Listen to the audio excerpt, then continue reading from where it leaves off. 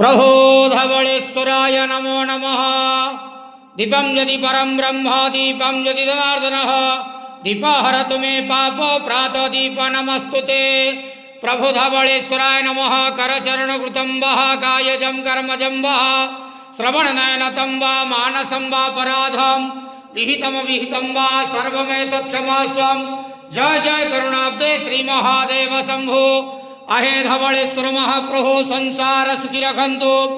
आज पवित्र मार्गशीर मासर शुभ सोमवार रे समस्त श्रद्धालु भक्त मानक आशीर्वाद करंतु, मनस्कामना पूर्ण करंतु, कर्म क्षेत्र उन्नति करंतु, ग्रहरिष्ट मान खंडन करंतु, जगतर मंगल करंतु, विश्वर कल्याण करंतु, आपणकर नाम विख्यात करंतु, सब कर डाक श्रवण करंतु।